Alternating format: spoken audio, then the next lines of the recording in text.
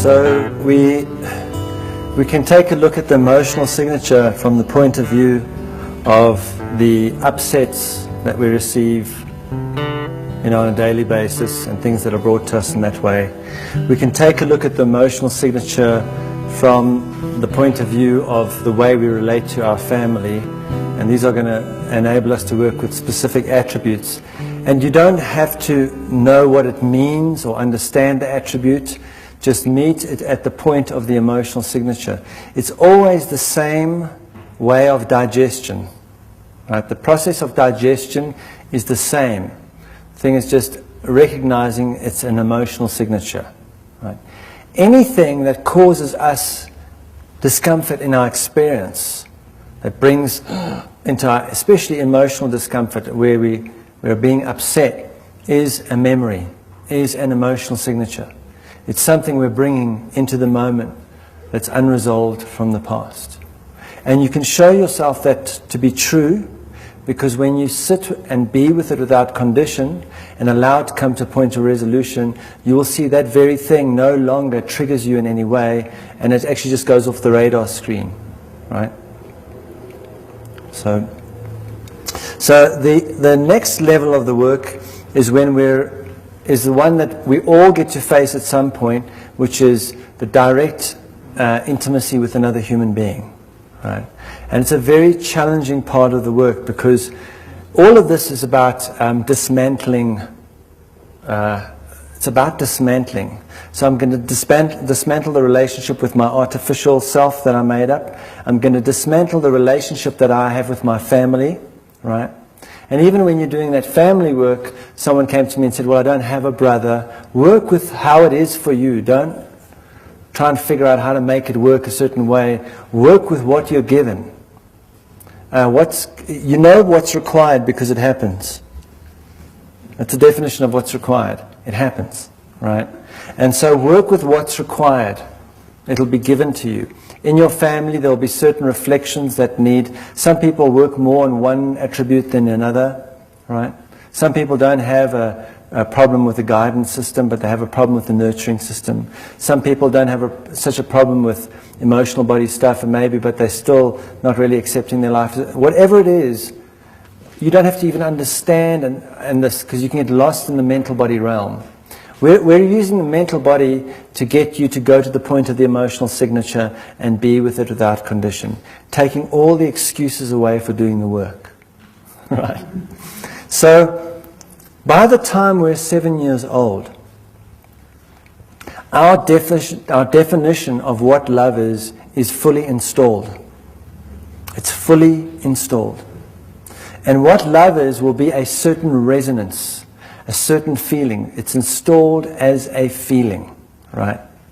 And that feeling becomes unconscious to us. We don't go around saying, this is the feeling I'm looking for. We don't even know we have it, right? And then we go through the puberty experience and something gets switched on, right? It's powerful energy, right? It's an energy that is a desire to go back to the causal point. Now, if you think about it, the causal point is the orgasm. Think about it. The causal point is the orgasm. Everyone wants to get back to the causal point. So there's an energy that draws us to somebody, right? And so we have a definition of love which is installed to us.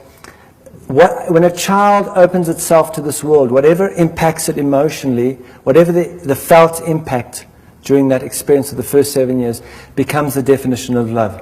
And you can see that in that a person who is being abused by their partner doesn't leave. And you ask them why they don't leave, and they say, because they really love me.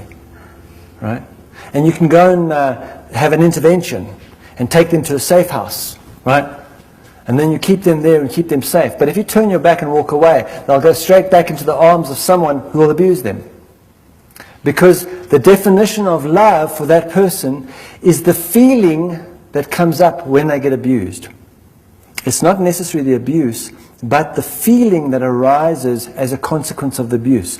Because when they were a child, either there was abuse around them or they got abused. And that feeling was what they associate with love on a very primal level. That's the child's definition of love. And remember, the child is made in the image of the Creator. So it is manufacturing experiences to get love. Right? And the love it's going to get is going to be equal to that resonance. So we have that definition of love, which is implanted into us by the age of 7. We then have another definition of love, which is really about a definition of how to approach love, which is a program.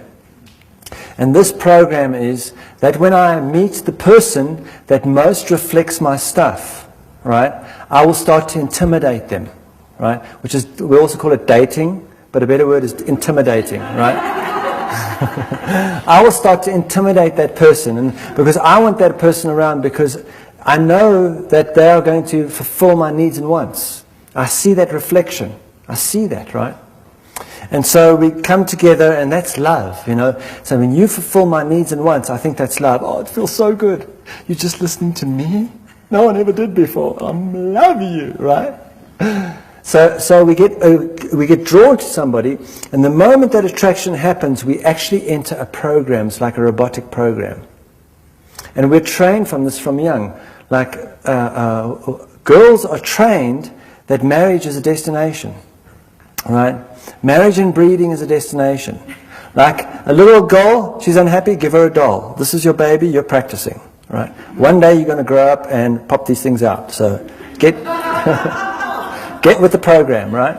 And then you are going to get married one day. Look at the fairy tale Walt Disney made about the happy, you know, the princess that gets whipped away by the prince, because one day your prince will come along and you'll get to wear the white dress and everyone will lavish you with gifts and it'll all be fantastic after that, right? So it's a program, all right? And if you don't run the program, you'll think something's wrong. You know, if you get into your late 20s and your early 30s and you're still not moving towards marriage, you're like, something's wrong with me. The clock is running out. Right? People going, what's wrong with you? I know someone you should meet. Right? You need to get this marriage thing on the road, right? Because if you don't get married, I have to question why I did. So please get married, because I did.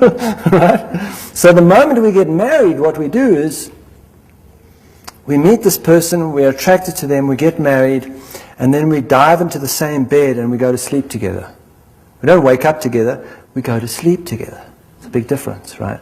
We lie in that person's energy field, and then sooner or later we are going to want space, right? He's going to feel a need for space, because I'm going to bed every night and I'm sleeping within the emotional imprint of another human being. How can I ever get any rest, right? In the divorce courts, all you have to say is, Your Honor, I just never get any sleep. Divorce granted, right? So we've done certain things, like we invented golf, right? Can go wandering around aimlessly, hitting a ball into a hole. At least I get some space, right? I get to feel right? So we go into that place, and once we go into that place and that thing that we thought was supposed to be there isn't there. Right? And so we go, well, what can we do? Let's add something to it. Let's add children. Add children to it. Does that work? No. Add stuff, add houses, add whatever. Keep throwing things at it. And if it really does not working, then we stop. We get a divorce and we go and do it to somebody else. Find someone else that I can, right? And that's the program. That's the program. Because what's happening is once I get together with that person, I am going to start manipulating that experience. I'm not even doing it consciously. I'm going to manipulate that experience so that what my definition of love is will come to the surface. Right? I will manipulate the experience. So if I'm abandoned as a child, as if my definition of love has the resonance of abandonment to it, I will enter a relationship which is wine and roses and dating and everything and the beautiful wedding and everything. And once all that passes, right, then gradually I will manifest an experience in which abandonment arises. Right? I'll either abandon my partner, or my partner will abandon me, or we'll live in a way in which we're emotionally abandoning each other. And that resonance of abandonment really is what love is to me. That's the definition of love. Not only is it my definition of love, but it's a resonance I share with my birth family. Because when I see how I'm feeling about my marriage, about what came up there, if I really look inside myself and into that felt perception, I can then look at my mother and father and I'll be able to see it there too. And if I look at the wedding, the marriage experiences of my siblings, if I look inside myself and then look there, I'll be able to see it there too. Because that's what keeps a family unit, is a dysfunctional definition of love that they all share. We share that, that's what makes us family, right? Keeps us together. So one way of dismantling this is to work consciously with another human being, but that's not always possible, and often not required in our situation. If it's required, we would encounter someone who was also into emotional body work, and we would say to them, listen, let's explore this. Let's explore this. Let's explore intimacy to the point that I can realize what my unconscious definition of love is by the way I'm interacting with you, and through that process that, right? And set myself free of that. That's not always the case. What happens is, what's normally the case is I wake up to emotional processing and the desire or the intent for intimacy in the midst of a relationship in which my partner is just not interested in those things, right? There's no, right? So it's really about realizing that wherever we are is what we require. Whoever I'm with right now is who's best going to show me my unconscious definition of love.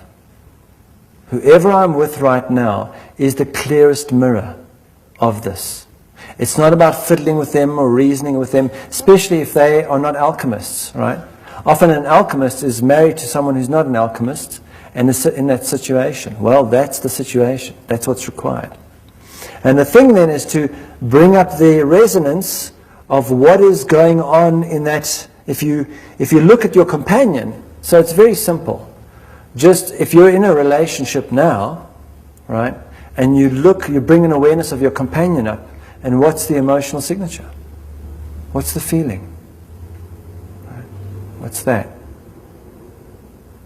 And where do you feel that in your own body?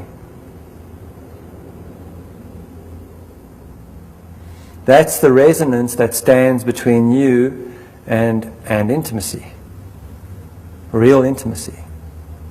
In order to resolve that, when you go and stay there and be with that without condition, it's going to bring about the experiences required to bring you into deeper intimacy, right? So when we're engaging with one other person, what we're really doing is we're taking a very close look at the relationship between the mental body and the emotional body. The relationship, the intimacy journey with another human being is looking at that part of things, that part of the mechanics. How is the mental body really being with the emotional body? And in a relationship when people are together, it really, to see that is in the sexual experience. The sexual experience will show what that's about. Because in the sexual experience, as things, not initially, because initially both partners are enjoying the sexual experience because it's new and it's all of that, right? And then it becomes, then the emotional signatures start coming in, right? And as the emotional signatures start to rise, one of the people in the partnership is going to play emotional body, and one is going to play mental body. And the identifying which is quite easy. Eventually, one person wants to have the sexual experience, and the other one has a headache, right? It's like, what happens is there's pursuit, and there's sedation. The pursuit is the mental body. The sedation is the emotional body. Right? Who's ever playing those roles, right? Because what's happening is the mental body, within our experience, within ourselves, no one else, just within ourselves.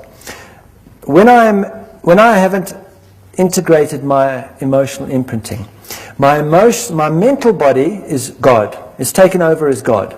Right? And what it's doing is it's sedating and controlling and manipulating the emotional body to get the feeling it wants. Right? And the emotional body, in response to that, is sedating. It's actually shutting down and closing off. Right? Because it's being manipulated. So the mental body pursues and the emotional body sedates. The consequence of that, or the problem with that is, it's the emotional body that is the link between the vibrational and the mental and the physical. It flows from the vibrational, through the emotional, through the mental, and into the physical. When the emotional body closes down because it's being pursued, it's being manipulated to generate feelings it's not feeling, and the feelings it is feeling are not being acknowledged but sedated and controlled, it goes into it closes down, and because it closes down, the vibrational can't come through. And when it does come through, it comes through in a distorted way. But the awareness of the vibrational is just not there at all. And so at the mental, then what we do is we try and find the vibrational experience by mentally manipulating the physical world, or by mentally manipulating the emotional. So the first step in the journey of really looking at that, I call it manipulation, right? And manipulation is a good analogy for manipulation is this. A boy is born as a little boy. The first thing that happens to a little boy is a nipple is thrust in his face, right? Because he's being fed, right? So he gets his life force from this nipple, right? Only for a while. After a while, the nipple is taken away and hidden away forever, right? And he spends the rest of his life looking for the nipple, right? It's called man-nipple-nation, right? Manipulation. Right? That is manipulation, right? It's the idea that I can get what it is I'm looking for from you. That is the causal point of the vampiric activity, right? I can get the vibrational by manipulating the emotional, and by manipulating the physical, taking the physical as an accomplice to manipulate the emotional, right? Physical substances, physical practices, whatever, to manipulate my emotional body to get a feeling that I think I should be having, which I think is spiritual or vibrational or whatever, or pleasure. And that comes into the manipulation, the sexual manipulation of one partner on the other, right? Where the one partner is wanting pleasure and the other partner has just become an orgasmobile, right? So in seeing that relationship, that's a very important thing to see, right? So in a relationship, when there are two people and they've fallen into those roles, where the one is pursuing sexuality and the one is sedating it, it's at that point that a great healing can occur, and that is where sexuality is so powerful. Sexuality is so powerful in showing us manipulation and awakening us to that we either run from it and say, I'm going to be celibate. I can't handle this. Okay, I'm going to go and live in a monastery and just like no sex. You know, Jesus is my sexual partner because he never shows up. So that's right. I can either do it that way, or I can actually completely go overboard and go into sexual addiction, right? And use the sexual experience as just to get all the pleasure and right? As the means to apply a feeling that I think I should be having. The road is actually the middle road, right? The middle road. The thing about the sexual experience is that when it's unconscious, it's always destination consciousness. In other words, the orgasm is destination consciousness. The orgasm is destination consciousness. And everyone in this room is only interested in the orgasm. We don't know it. We don't know it till we see it in our behavior, right? Maybe my orgasm is earning $50,000 a month. Maybe my orgasm is accomplishing this thing. Maybe my orgasm is getting that person to do that thing. Whatever the destination is, whatever I want, when I get what I want, that's my orgasm, right? And so we all operate by destination consciousness. The mental body can only operate by destination or orgasm consciousness. Because for the mental body, there is a beginning and an ending to everything, right? And it wants to get to the ending because by the ending, then it can get what it wants and move on to something else. That's why you know, for example, that the Bible was written by the mental body. It says, in the beginning. Only the mental body would think there was a beginning.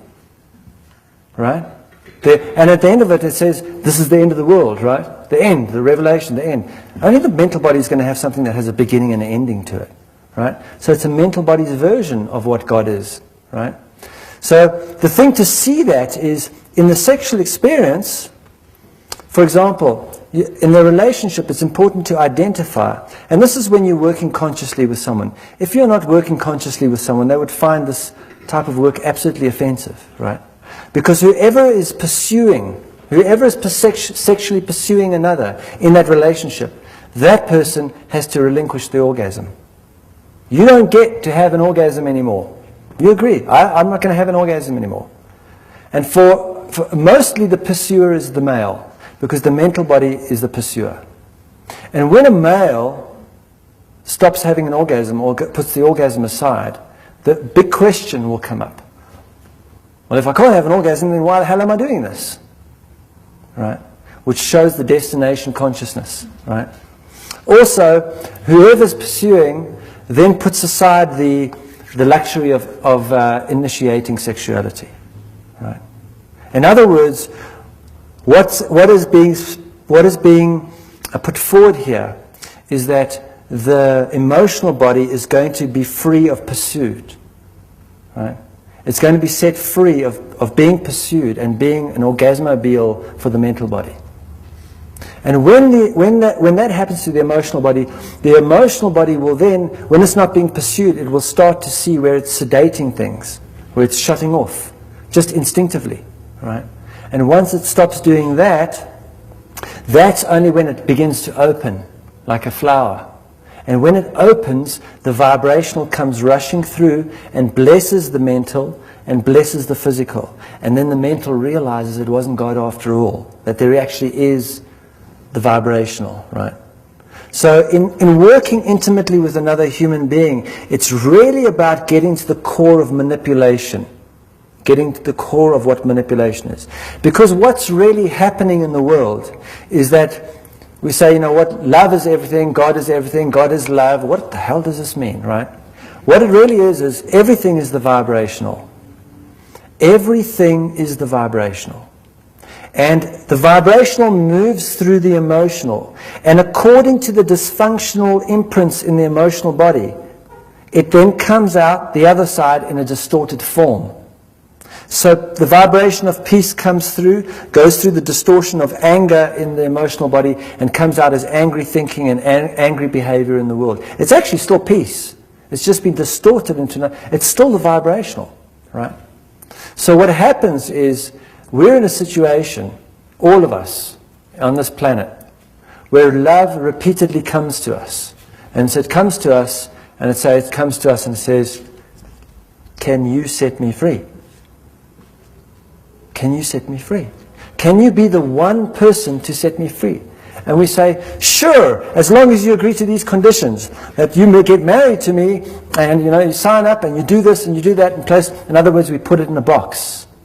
And if you put anything in a box, you can't see what it is. Right? So the intimacy experience is when we are going to get to really the causal point of putting love into a box. And one of the ways we put love into a box in this world is marriage, right? So there are beings that are going to get married, and that marriage is going to serve their purpose, because marriage is a great condition. Marriage is not about being, marriage is about doing. That's why we say, I do, right? I do. Not I be, I do, right? And in marriage, you're always going to marry if you are attracted to marry someone, you're always going to marry your parents. There's no way out of it. You're going to marry someone who reflects your definition of love, and your definition of love is installed by the parents, and so therefore we marry our parents, and then when we marry someone, we get them to play the role of parent by fulfilling our needs and wants emotionally, and the moment they fulfill that role, now we can't be with them, because I don't want to be with my parents. All right? I want to get away from that. Right? So that structure has to be dismantled too. That condition we place on being together has to be dismantled. Marriage serves religion, politics, and commerce. It does not serve the people within the experience. It doesn't. Right? We can awaken within it And awakening within it is very powerful, right? And then we can redefine what it is for us. But it's not another box that we put love in, right? So this is a very difficult part of the journey. A very difficult part of the journey is when we're starting to take all the conditions off what love is. And all the conditions of how I'm going to be with you. It's very difficult. It's the most challenging part of the work, right? It's really like that idea that I can't be on my own, that there's got to be somebody for me in this world, that I have a soulmate, that there's going to be someone to complete me. All of that nonsense has to go. Because all of that idea that there's someone there causes me to go looking, seeking to find someone to manipulate to fulfill that, right? And once we clean that out, then we're no longer wandering around the world looking for the person to manipulate, right? Looking for the person that I can intimidate, right? We don't even know, right? But it's first about taking care of that in ourselves, so that love can eventually come to us and we can set it free. And that's the powerful thing about if you get involved in any intimacy work with a person, it's the person that you are going to set free. And by setting them free, you are going to set yourself free, right? But it's hard. We don't want to set, if we come across anything that gives us the resonance, we want to cage it, box it, kill it, whatever, right? So the intimacy part of the journey is very challenging, and not everyone is going to enter that part of the experience, right? As in working with another human being. It's not required for everybody. But we're all in it. If we're in a relationship right now, we're in the experience we're supposed to be. That's the experience that's required for us to start seeing that emotional signature, right? To start seeing that emotional signature.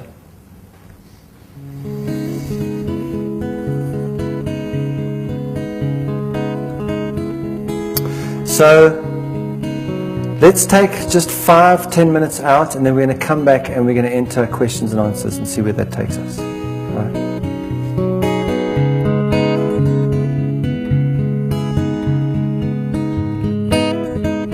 Okay, so does anyone have a question? When you talk about the unspeakable, what is that?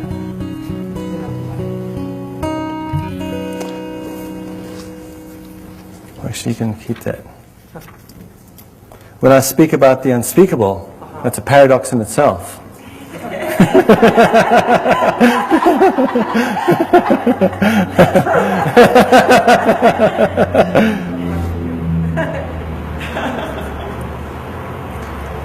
The unspeakable is the vibrational experience, the direct experience of the vibrational.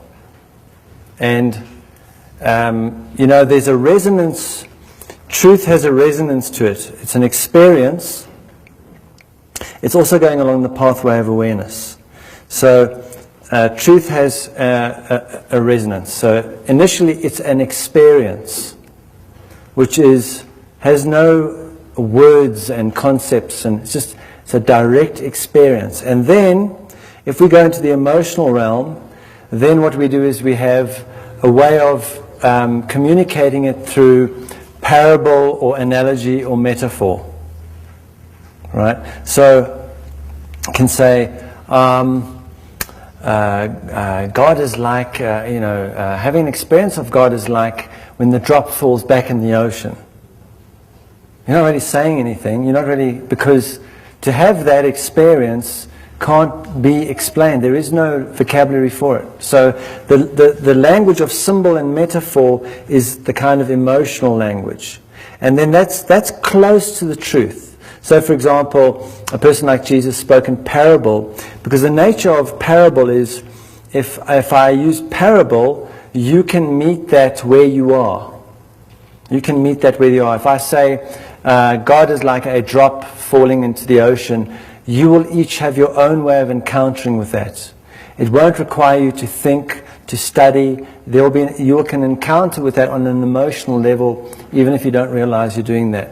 Then, if we go from out of the emotional and we enter the mental, then we can say, God is E is equal to MC squared. Oh, now we have a problem, right? Because now you have to try and understand what I'm saying. So now you have to leave your experience and go to the library or go to the college and study the books on quantum physics, etc., to understand what I'm saying about God, right? Now that's taking you even further away from the truth, right? Or if we can go into the physical, which is the furthest away, can say, if you want to know what God is, go and sit under a fig tree for 12 days and only eat figs every day. And you'll find it's a really messy business and there's stuff you have to go and do. But it'll take you completely, the more you go into the physical doing of something, it'll take you even further away from what the experience is.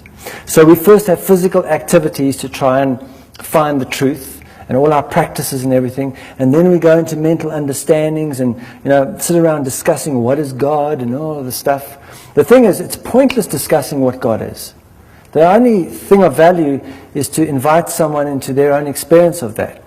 The moment that they start entering that, then leave them alone. Right?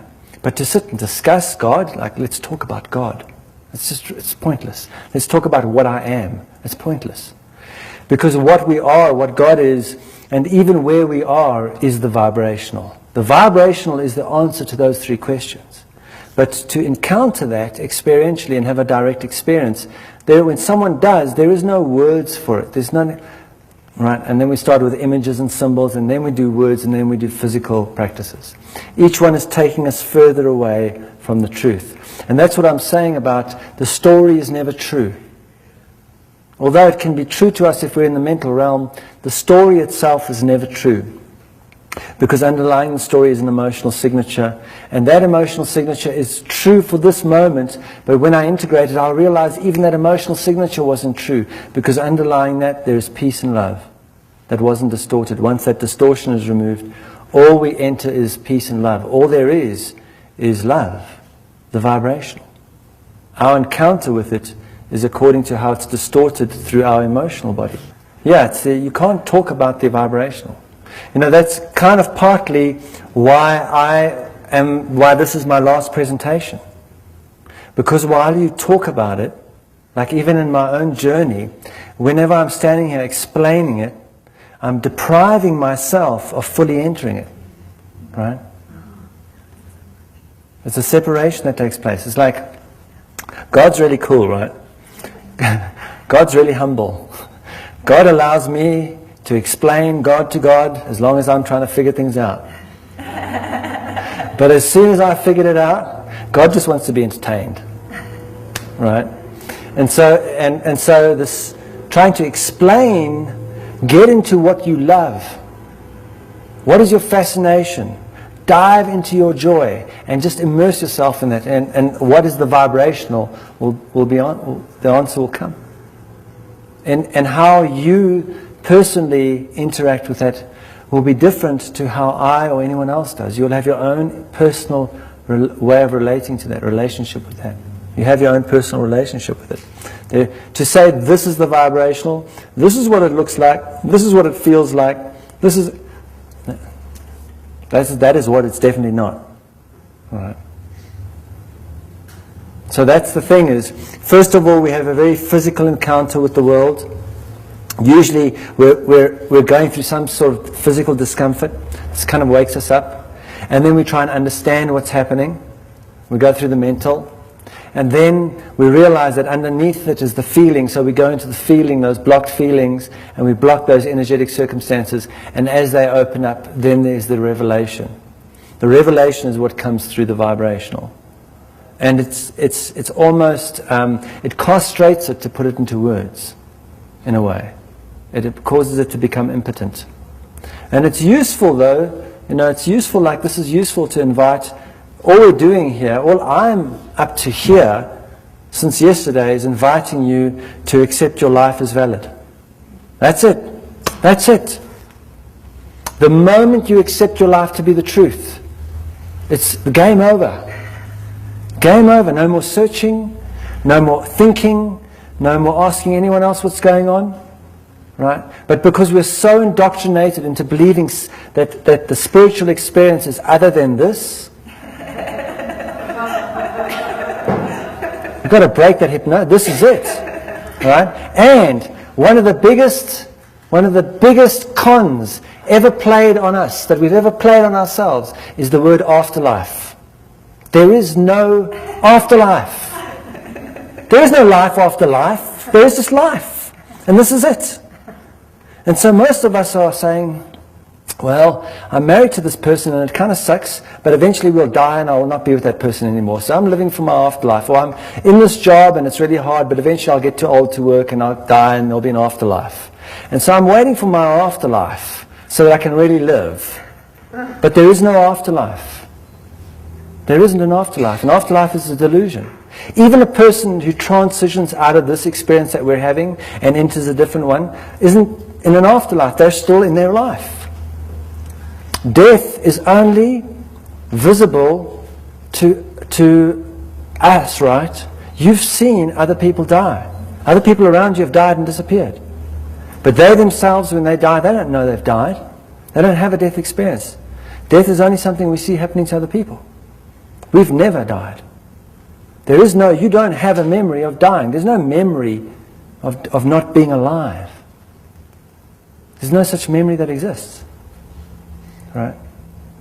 So tuning into that and then realizing, wow, I'm sitting in the midst of the most profound spiritual experience and I can't even contain it. Hell, I can hardly contain my temper, let alone an awareness of God. It's like, I want to contain full awareness of God, but I can't contain my temper. Right? And so that's what the containment practice is about. Containing the fear, containing the anger, containing the grief enables us to develop the capacity to contain more of an awareness of what we are, what God is, and where we are right now. And where are we? Right? And that answer to those questions can't come through the mental body. It doesn't matter.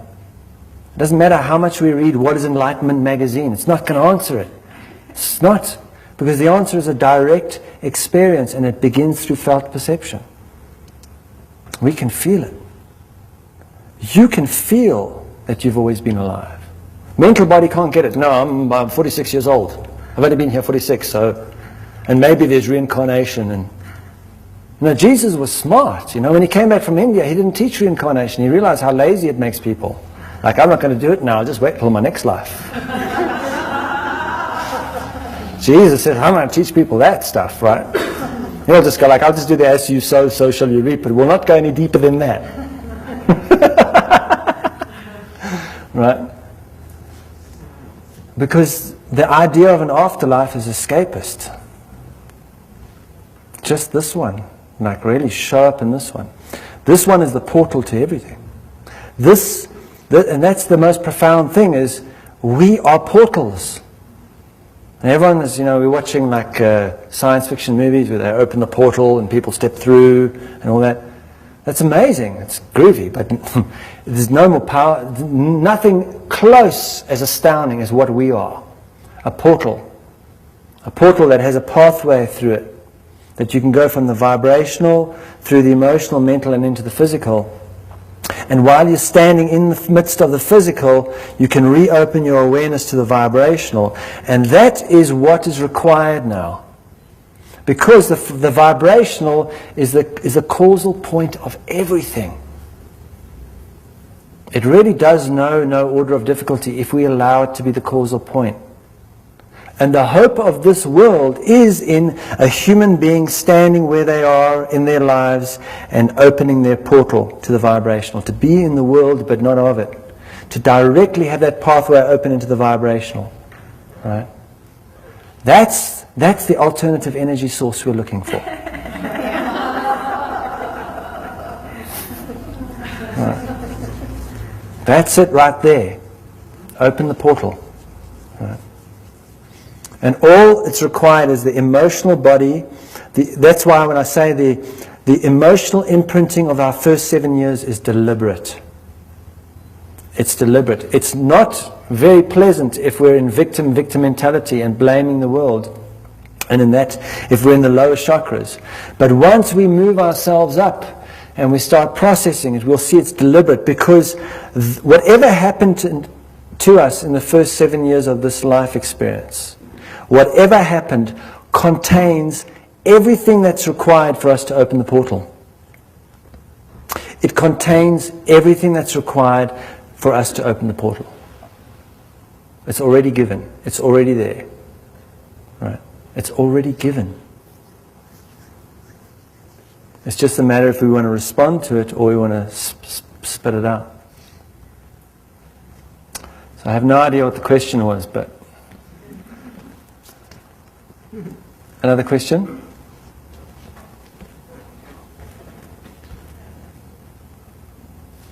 So earlier you spoke about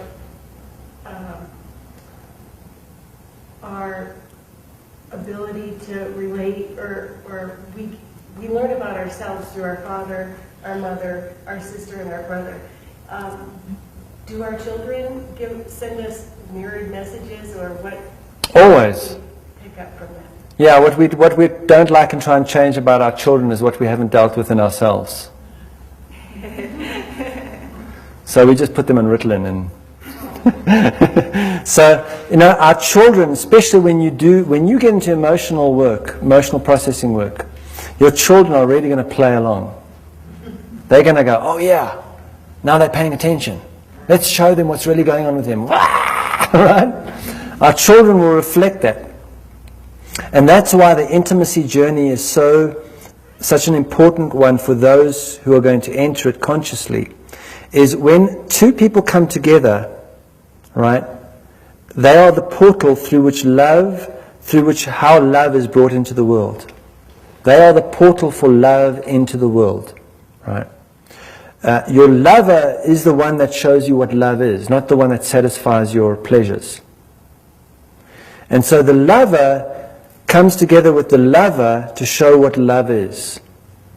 And in the showing of that, to absolutely see what love is, requires that I integrate all my definitions about love that I've made, all my conditions on love.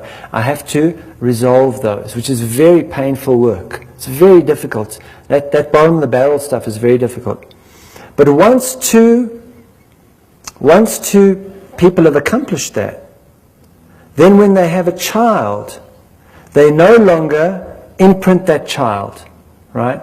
They no longer imprint that child. And because they're not imprinting that child, they're not placing conditions in that child's emotional body that causes the vibrational to be distorted in the world. Right? Because the definition of love is what's passed on from parent to child, parent to child, parent to child. So when two beings come together and have a child, in that moment they are being a portal for love in the world, or a definition of love, right? And that's why these teachings are ancient. They're not new. We just have them in the new vocabulary, right? So for example, when two beings come together and they've done emotional body work, they've cleansed their emotional body, and they have a child, that's called a divine conception. Right? So it's called a virgin birth. A virgin birth is when there is no imprinting on the child. Right? So Jesus is, we're led to believe that Jesus was born, there was no sex involved. The dad was in the back doing carpentry. He's not involved. That's our archetype, right? The dad wasn't involved. He wasn't even there when the conception took place. The child was born, right? But it's actually not that. It's that those two individuals, Joseph and Mary, went and did an immense amount of work on themselves before they agreed to do all this emotional work on themselves, so that when this child came through, there was minimal imprinting. Right? That's a virgin birth. And when you comprehend that, you will realize why Jesus was born away from people. Like they were at this inn, but you think they couldn't get a room in the inn? No, they didn't want to get a room in the inn. Why would you want your child born around drunkards right? You would want your child born around presences that were not imprinting the child. It's less likely you're going to be imprinted by a donkey than a drunk man, right? So you get the child born around animals in a stable, keep it clear of the imprint, right? So all of that, you become aware of that, but through our own experience. That's the whole thing about this person Jesus, right? There's the teachings about Jesus and there's the teachings of Jesus. And they're not the same. Throughout history, the teachings about Jesus people have tried to kill off all the teachings of Jesus people, right? And just about now, we almost only have the teachings about Jesus people. The teachings of people, they're very few and far between, but they're rising up again, right? And the teachings of Jesus have always been here, and they are right in our face, right?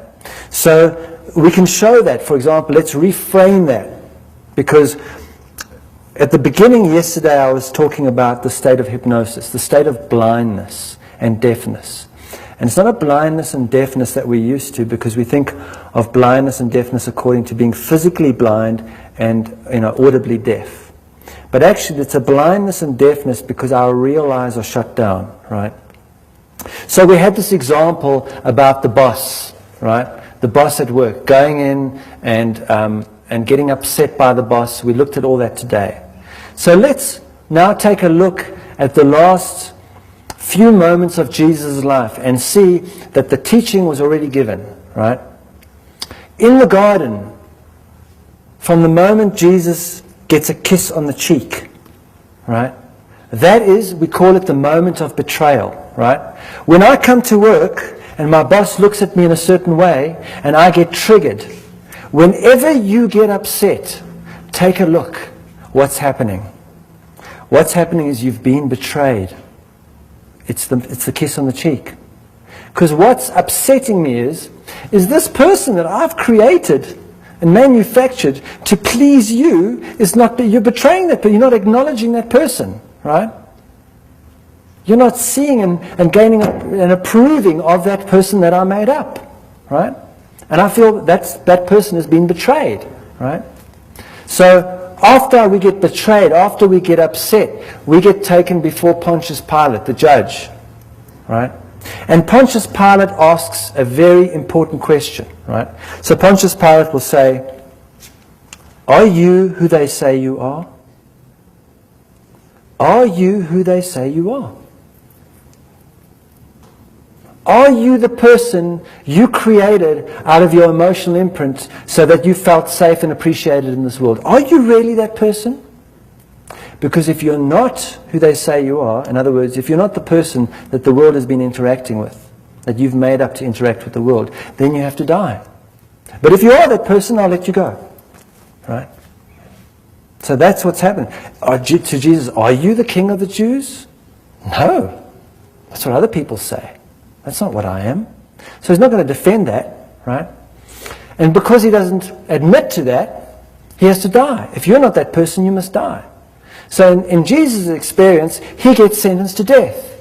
And you can be sure that because he's having a human experience, fear came up. Not only fear in his experience, but fear all around him, of those who loved him, right? Fear, right?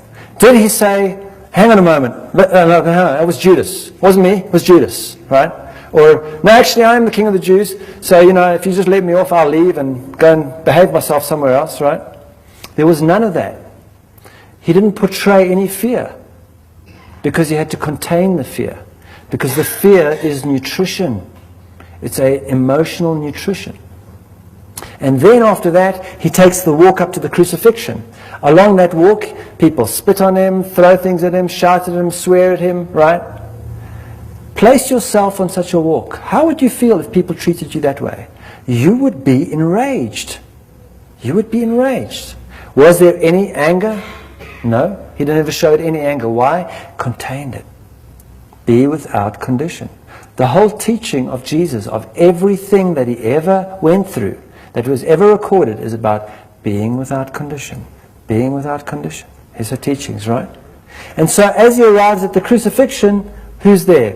Mother Mary, Mary Magdalene, and a lot of people that really love him, that don't understand what's going on, that this is a setup. Right? This is deliberate. This is a teaching being placed in the physical that we are going to require at a certain point in the evolution of our species. And once we awaken to a certain emotional awareness, we will be able to receive the teaching. Right? no one can get this, and there's all this grief going on around the cross, right? Does he exhibit grief? Does he? No. Contain it. Contain the grief. So he's taken the walk from the fear, the anger, and grief, the pathway of awareness. And then the moment of crucifixion. The crucifixion is the symbol of alchemy. That act of crucifixion. Because when I realize that when I get triggered by my boss and I get upset, and I'm now in this moment of betrayal, there is nothing that I can do with my hands to bring resolution. Everything I do with my hands is going to be a means to feel better and sedate and control my experience. So I might as well hammer my hands down. They are no use to me in alchemy, right? And when I realize that it doesn't matter where I go on this planet, I can go to sacred sites, temples, anywhere. I can go and hide in a cave in the Himalayas. But wherever I go, there I am. Because my feet cannot save me from the work, from what's going on in my own heart. When it comes up, when I'm set up, I'm going to be set up wherever I am. Right? So my feet are no use, so I might as well hammer my feet down. And there I go. I'm now officially crucified. And now the work begins. Because if I struggle when I'm in that place, I only enter experiences of greater suffering. But if I stay there, if I stay with it, I will go through a death experience. That part of me will die, right? A part of me will die. And I will know I'm going through a death experience because my mental body will say, I can't do this anymore. This is not working. There is no such thing as a God. I'll go into a very dark place as I die. Death is difficult. You can't make it easy. It's death, right? It's a death experience. And we know Jesus went through a death experience because he got to the place of saying, Father, why have you forsaken me? He went through his own death experience. And then came through on the other side, right? Raised himself from the dead. And at the moment, on this planet, we are being crucified left, right, and center. The planet as a whole is being crucified. Because every time we are brought something we cannot do anything about, that is the point of crucifixion. Can you be with that? Can you be with that without condition? Because being with that without condition is what's going to bring about the experiences that bring resolution. Right? So all those teachings are already there. They're not new. They've been there all. It's like the idea that Jesus is going to come and save me, he already did. He showed me how to save myself. He showed me how to save myself. He's not going to disempower me. I'll come and fetch you out of the mess, take you off, just say a few good things. No. I've shown you how to heal yourself. Right? I've shown you how to be the savior of your own world. Right? And I won't take that away from you because your fear, anger, and grief, I'm not going to come and take it away from you because they are your gems.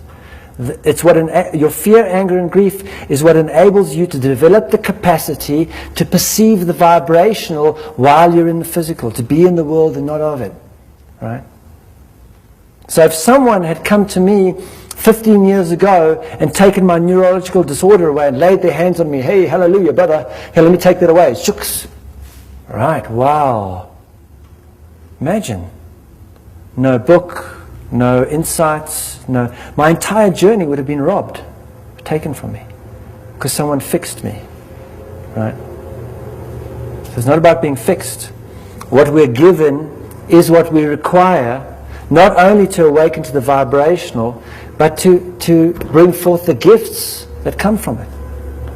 When we awaken to the vibrational experience, when we integrate our emotional body and awaken those capacities, we automatically radiate gifts to everyone around us. We become like the peach tree. We've got peaches for everybody, right? Not only that, we've got shade and all those sorts of things, right? So it's every part of our experience is valuable and required and precious and given to us with great amount of love. This is what you require. This is what you require. I want that. Right. That's where the suffering comes in. When I reject what's given to me. Right? Evil is really the word live spelt backwards. If you look at the word evil, yeah. Okay, so it's really about any behavior I engage in where I empower the world as the causal point of my behavior, right, is going to lead me into behaviors that are only destructive to myself and to people around me. And anything that leads me into believing that serves that purpose. Well, let me just tell you what happened. I was a tiny little girl. Right. I was youngest in my family. my older brother said to my mother, all we have to do is kill Daddy to get the money. I knew my daddy deserved love, and I always loved my daddy. I had a really good daddy, and I just don't know what to make of all that. Well, Because it's been a repeated... yeah, but it's a great story, and the story won't help you. Underlying it is an emotional signature, and that's what this is all about. You really have to let go of the story. You have to let go of the story. As long as you stay in the story, you are lost, you are trapped, you are wandering in the wilderness. Hey, I just recognized Yeah. that after 56 Yeah. years. Yes. I mean, I had forgotten that incident Right. until they Right. tried to kill me again. Right. It's really important to get out of the story. And it's very hard. It's very challenging to get out the story. Believe me, I know that. But there is nowhere to go in the story. While we're in the story, we wander in the wilderness. It's not even our story, it's been passed along. If you want your peace and resolution and all of that comes from the feeling that's going on underneath what you're trying to tell me there. Underneath that, there's a feeling. I can feel it from here, right? It's so powerful. That's your that is your peace, right? And you can either take that or you can run from it into the story. It doesn't matter what happened to any of us when we were children. It's whether we respond or we react to it. There isn't anyone sitting in this room who had a profoundly happy childhood. And if we say we had a happy childhood, it means what I did was I took all the unpleasant stuff and I moved it out of my awareness and I remember the pleasant stuff, and so I had a happy childhood. But actually, so being in this world is very challenging because we are conditional vibrational beings in a very conditional experience. There is nothing comfortable about that, right? So it's traumatic to enter into it. But in itself, it's a gift, right? And so the gift given to you is going to be different to the one given to you. It's no good comparing it, and as long as we stay in the story, hell, if therapy worked, why would people stay in for 15 years, right? The fact that it doesn't, it shows that it doesn't work because people keep staying in it. If it worked, we'd be able to stop. If a doctor could cure anything, we'd only need one on the planet. Think about it. So just get out of the story. Go to the emotional signature. Right? As long as you stay in the story, as long as you stay in the story, you'll be off the cookies and the tea. All of that's the only thing that will be relevant. And your entire life will be focused on that. And you won't hear what's going on outside, and you won't remember yourself outside the story. You want to remember yourself outside the story. You know, there's 3 stories we can tell. And we all tell 3. We all have the possibility of telling the 3rd. Most of us tell the first. Few of us get to tell the second. And very few get to tell the 3rd. Right? And the first story is the bad story. The bad story is all the terrible things that happened in my life. The hardships, how life did me a bad deal, how nothing went the way it was supposed to. That's my bad story, right? It's the victim and victor story. And in that story, I kind of stay down here in the lower energy centers, right? And I stay immersed in the fear, anger, and the grief. And the world happens to me, and I'm continually either trying to overcome the world or run from the world and defend myself from it. Then, if we get into the emotional work and we start to feel the signature underlying the story, that will bring our energy up into this area, right? And we want to tell the good story. The good story is when I can integrate my emotional signatures and gain the juice out of that, right? Gain the juice out of that. Once I've told the good story, okay, now I have a good and a bad story. But there's another story, right, which I like to call the legend. And each of us here has a legend, right? And the legend looks like this. I'm standing on the edge of a ledge, right? And I'm on the edge of the ledge, and my bad story looks like this. I shouldn't be on this ledge. I'm going to kill myself. It's terrible. Why am I on the ledge? Right? That's the bad story. And the good story is when I start to stand up and learn to gain my balance on the ledge, right? And I go, wow, being on this ledge taught me how to stand in balance. Amazing. I'm glad I'm on this ledge, right? That's good, it's great that this happened to me. And then the legend is when I go to the edge of the ledge, the end of the ledge end, right? And I jump off. Right? I take flight into the unknown. In other words, I dismantle all the structures that are built out of my emotional signature. I dismantle all the boxes that are made to keep me safe, to keep God out. And then leap. And everyone here has a legend. As a planet, we even have a legend. Our legend for our planet at the moment is 2012. It's our legend. Like something wonderful may happen in 2012, right? Well, so everyone has their own legend. I can't tell you what my legend is, it wouldn't make sense to you. You can't tell me what yours is. But to discover your legend is to become a free agent. Liberation is emotional. Liberation is emotional, right? Until I liberate myself from my emotional imprinting, I really am moved around like a puppet by the external world. I mean, that's how politics is. Politics is about pressing the right buttons. A political strategist is someone who knows what the buttons are and says to the person who's running for a position, if you press these buttons in this order, you're going to get the job, right? Because you will get the right responses from people. And you can see that because a politician, you can ask them about immigration at this point and they'll evade you, they'll say nothing, right? And then 2 weeks or 3 weeks later, someone asks a question about immigration. They're very detailed about it because now their strategist says this is a good time to talk about immigration.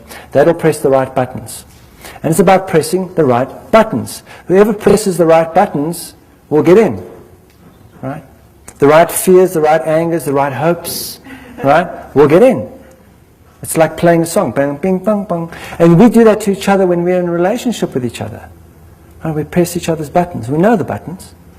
Right? Boom, bam, boom, boom, right? It's the same with advertising. Advertising is very simple, manipulation of the emotional body, right? If you buy this, you will feel really sexy. Or skinny. Right? And if you believe it, you'll buy it. You'll buy it tomorrow, right? Because what it is, it's saying, I will give you a feeling that you are not emotionally mature enough to give to yourself. I will provide that for you, right? And when someone else provides that feeling, yes, you get the feeling, I buy the new car and I feel like the man because I got the new car. But after a while, that feeling subsides because it came to me from externals. It wasn't something I was able to give myself. When I'm able to give myself, when I get my sexy back myself, like from doing my work and doing my intimacy work, and I get my sexy back, hey, I feel pretty sexy in this body. I don't even need anyone to look at me to feel sexy. I just feel sexy, right? Right? When I get that, I don't lose that. No one can sell me stuff on that level of telling me they're going to make me feel, I already feel my sexy. I got sexy. I got my sexy back, right? A lot of this work is about getting your sexy back.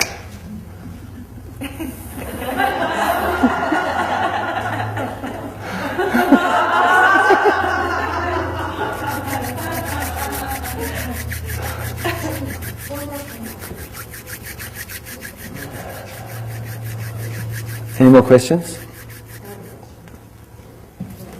I'll get it.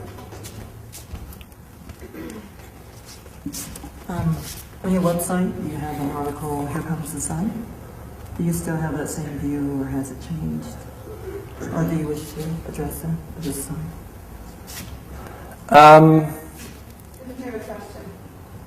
On my website, there's an article called Here Comes the Sun. And do I still have that same point of view? And do I wish to address it? Yes, no, and all of the above. Okay. Yeah, we have an idea. It's like we have this, the mental body believes it so much believes that it's God, that it believes it's also responsible for everything going on in the universe. Right? And so we have a planet that's heating up and all sorts of things going on, and we say, oh no, we're doing it. Or the politicians will say, you're doing it. Now you need to pay certain taxes to get that done. You need to do, but actually, the entire solar system is warming up. Every planet in the solar system is heating up. Now I'm wondering how our cars are causing Mars to heat up. Never been able to figure that out. But apparently it's so, right? Apparently because there's global warming on all the planets. They're all heating up. They've been observed over the last few years, the planets are all heating up. There's something going on in our entire solar system, right? So we can tell a story about what that's about and try and do something about it, or we can really awaken ourselves to the fact that I am the light of the world. The sun is the light of our world. The sun facilitates us very intimately. And so we may think that we're running the show until we get hit by a really big solar flare, and then we'll realize, we weren't in control in the first place. Right? But if anyone's interested in the sun, and you can go and read that article, and all really that article is saying is that when our memories, okay, get this, our memories work through magnetics. We repel certain memories and we attract certain memories. We repel certain feelings and we attract certain feelings. And we are masters at pushing stuff out of our awareness, right? That the memories, as in memories, I'm talking about emotional signatures, felt experiences. We push them out of our awareness. We're masters, right? What happens is our energetic field, or our magnetic field, our ability to magnetically push memories around, is completely connected to the Earth's magnetic field. And when the Earth's magnetic field starts going through a shift, like it's going through, it's not New Age wah-wah, you can see that scientifically they can watch the Earth's magnetic field shifting, right? And the sun's magnetic field shifts every now and then, it just at the poles reverse. When those things go on, we are intimately affected by that. And what happens is, every now and then, that on this planet, we go through an experience in which there's a major shift in the and that causes our shift in our own magnetic field, and our capacity to keep our memories suppressed and sedated is removed. Right? And suddenly the stuff we were pushing away is coming up. But it's not coming up as memories in our head. It's coming up as what's happening around us. And when that comes up, it's an opportunity for us to cleanse that, to gain insight from that, right? And if we can there's two things we can do. We can either attack the memory, or we can do the work. So for example, what's going on in Iraq is a memory. What's going on in between the Jews and the Palestinians? Memory. Right? What's going on with the Chinese? Memory. These are memories. These are ancient wars from the past that are coming up. Right? Even in our own circumstances, memories. And what's happening is more and more of these memories are bubbling up on the planet because we're in the midst of a cleanse. And part of that cleanse is facilitated by the sun, by the activity on the sun. So it's happening, it's like we're being facilitated. And that's when the wheat gets separated from the chaff. Right? It's called the harvest. I go back into the past and I harvest all these unintegrated emotional signatures. I harvest them. I bring them into this moment and I gain more presence, right? That's the harvest. Right? So the whole thing about this work is, don't believe me. Really, don't believe me. Just because I can explain it in a certain way that makes it pretty interesting. Don't believe me. Believe your experience. You know, enter an experience and watch the consequences. Enter an experience, watch the consequence. Experience, consequence. Let the consequences be your teaching. Watch those consequences, right? They will show you. And then when you embrace the consequences as your teacher, you've found your greatest teacher. There is no greater teacher than that. Will never lie to you. Never, never lie. When you go into that emotional signature and you bring it to resolution, watch the consequences. Claim your power back.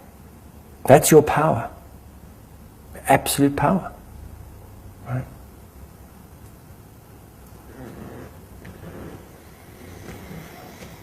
And I think let's leave it there for today. Right? So I encourage you to go onto, if any of you haven't, to go onto the Presence portal and just explore the website. There's lots of free stuff, and I'll be putting on more recordings over the next week or so.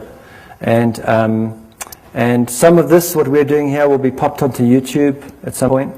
So watch out for that. And explore the material. And as you go deeper into your experience, the material will speak to you in a different way.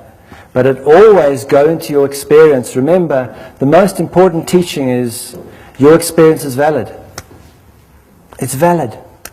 Embrace it as such, and then things really start moving up.